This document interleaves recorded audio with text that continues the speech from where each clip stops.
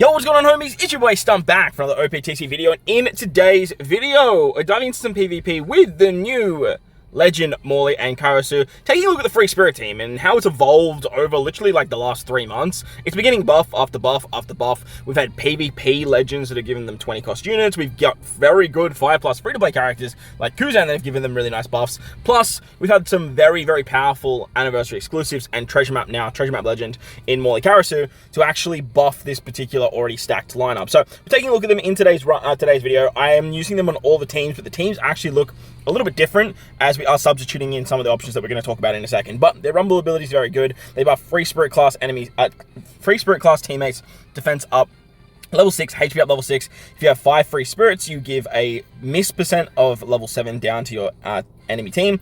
And if you have 8 or more free spirit characters on the team, you get a level 5 CD buff. With the special is what makes them so drastically good, because they do a lot of nerfing, very similar to like Bizarro, in the sense that they can give level 7 attack down, level 7 speed down, target 3 enemies for damage over time with low HP for level 5. If you have 5 or more free spirit characters, they target all enemies for a 60% chance to special bind, and if 8 free spirit characters on the team, they target 1 enemy for a 100% chance to force out with the highest CD. So as you can see with these guys, they want you to run 8 free spirit characters, and you don't have to run like a traditional 8-man team. You can definitely just throw on like 2 1-cost free spirit characters, and that's going to work out pretty hunky-dory. On a 28-second cooldown, they do pop off pretty quickly, and the force out ability is probably the strongest in the game. As for the team, we are rocking this particular lineup today.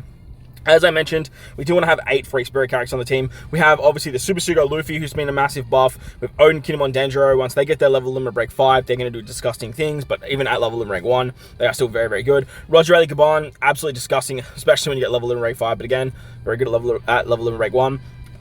We have Kuzan 5+, we have Otama on the bench, and Brook with Bizarro. If you guys really want to, you can definitely do this, which I believe we do in one of the videos today, in one of the team builds. Depending on what you're versing, like, you might need a little bit more nerfing capabilities. Sometimes you need a little bit more damage, and that's why I like to run Kuzan in the front. If you guys want to do some more disruption, you have characters like Nami and Karina, who definitely works exceptionally well. For me, I find they work better on defensive-based builds, but, look, that's just me. So, as for other options here, if you go free spirit, we've got Nami Karina, like I said, exceptional PvP character, but we also have the 5+ waifu unit too, who's a very, very good character, has a super special, and obviously once they get to level in break 5, they have a 100% chance to confuse, which is very, very strong as well. So you have options with free spirit now. They can do tremendous things, and we're going to take them into some challenge fights today.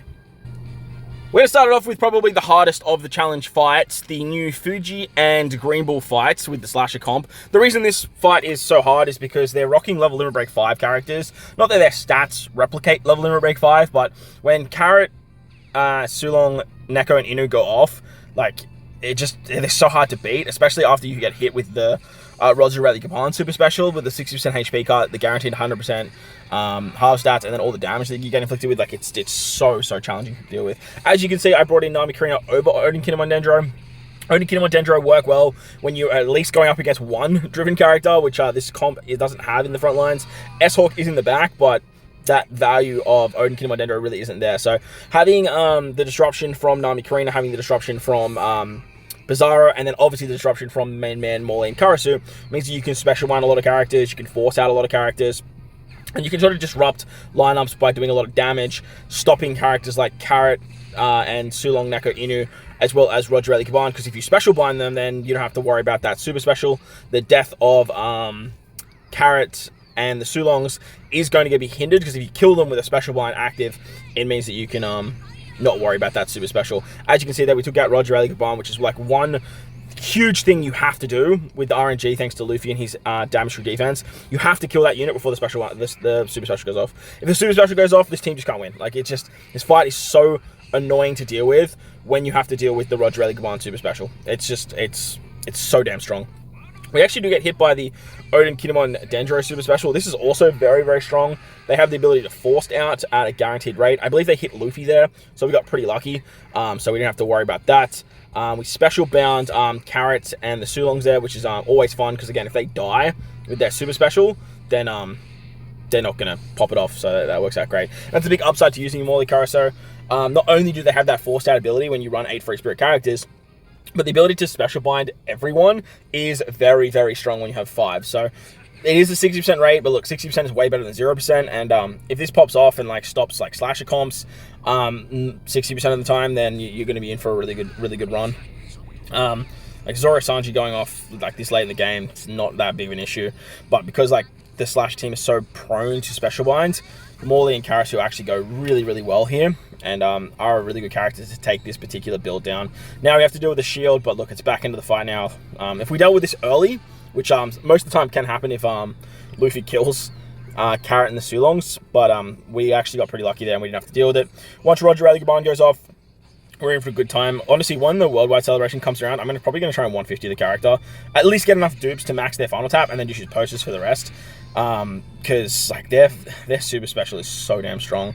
At the back end with Morley Karasu too, if you actually get the forced out ability to pop, you can actually just win fights that way. But something I learned with this fight is that the Sulongs are actually immune to forced out, which is actually really strong. Because again, forced out is probably one of the most broken abilities in PvP. Not only does it stop like passives and stop damage output, it allows you to pinpoint certain characters and take out key components of the opposition team as well. So any character that can get forced out is always going to be a very powerful unit for any team. Alright, so moving on to one of the newer fights, we're going up against York, and York is traditionally bulky, like very bulky base lineup. They like to stall out with stuff like Chopper. They can heal up. They've got a lot of defense. They have a lot of special rollback. So they can do some very annoying things. So for this particular fight, what I've done is I've flipped around Kuzen and Bizarro. Again, if you need a little bit more damage output, Bizarro can slow fights down, but Kuzen, he can definitely speed things up with the amount of defensive drops he can give, the attack drops he can give, the speed he can drop, and then as well as the damage output that he actually has. When he dies, it's not a big problem though, because you just have Bizarro come in for him, and that works out like super nicely.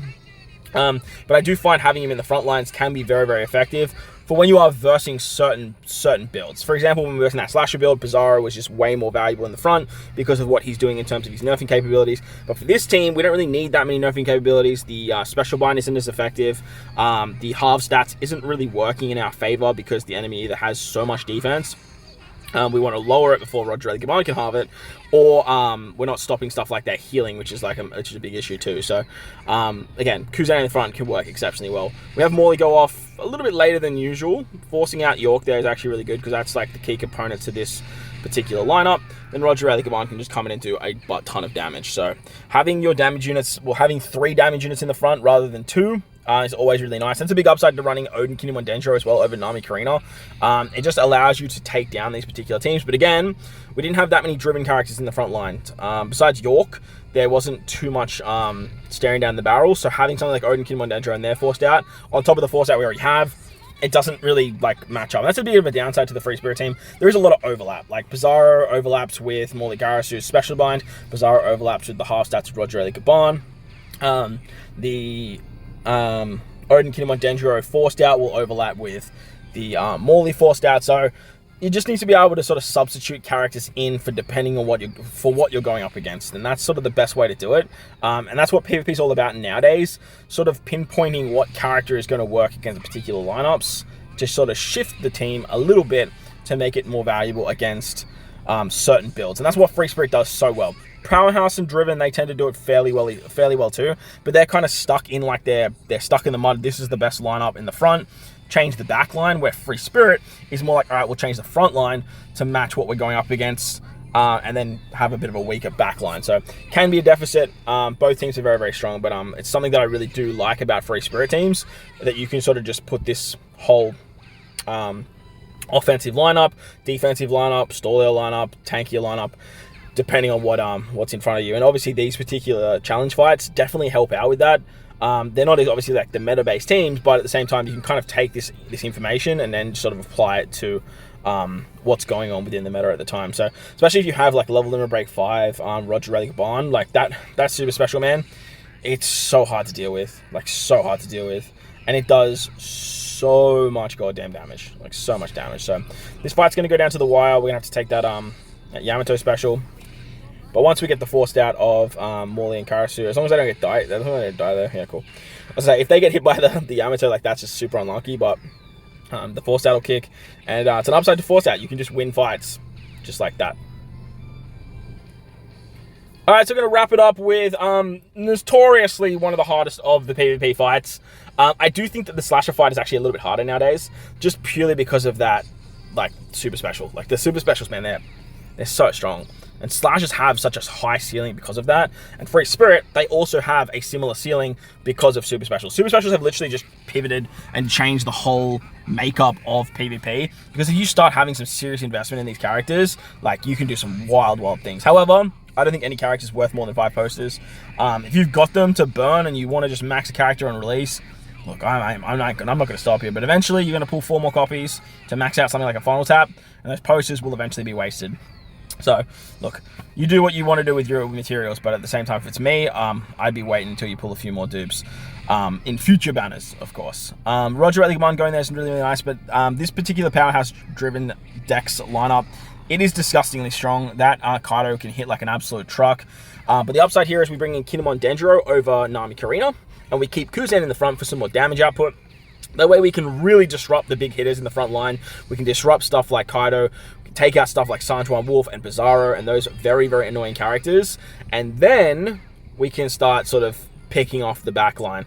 Odin, Kinemon, Dendro have a forced out ability as well that affects driven-based characters. As you can see there, we got pretty lucky and we hit the Big Mom and the Sanjuan Wolf unit. This is not a guaranteed forced out, and it's a huge problem with the character, but it's a big upside to their super special when you get a level in break 5. It's like 100% forced out for any 3 characters, not the driven powerhouse characters. So it's just a massive, massive buff. But it's something that Morley Karasu do so well. They're always going to pinpoint the character with the highest CD. They're going to pinpoint that unit, and they're going to hit it. Plus, they give themselves 5 CD reduction. You have Roger Gaban giving you the extra 3 CD reduction. So having 8 cooldowns generally means that with the correct speed stats, your Morley and Karasu will go first. They're a 28-second cooldown. 9 times out of 10, they will go first. They'll pop off something like Bizarro, maybe something like S-Hawk, maybe something like Nami Karina, and just stop that character from disrupting your lineup to sort of get yourself into a position where not only you can get super specials live because other characters are going to be using their specials that you can tank nicer or deal with, but you'll also have the ability to sort of just get a roll on with your damage output, your stat increases, and all that fun stuff as well. Like, Roger Rayleigh Gaban's super special goes all the time as well. Like, it's such a fantastically designed PvP character, man. Like, just absolutely wildly good. Like, wildly good. I need to put together a PvP tier list and, like, just put that character as, like, the top 3 PvP character. I don't even know, man. They've got to be in the discussion for a top 3, like, at least. So, this powerhouse team obviously does have a lot of damage at the back end. This is confusion and all that very annoying shenaniganry. But we did manage to get it done with Free Spirit, and whether or not this is my first try or my second try, I can't remember how many tries, to be honest. This is just all pre-recorded from like almost like a week ago now from when I pulled the actual character. It hasn't actually been that long ago. Maybe it has been that long ago. Yeah, it's been a week ago. That's crazy.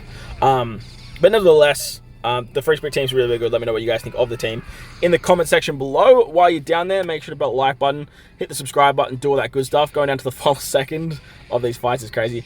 Do all that good stuff for me. Most importantly, wherever you guys are in this beautiful world, please remember to enjoy the rest of your day. As always, homies, thank you all for watching, and I'll catch you all in the next one. Let's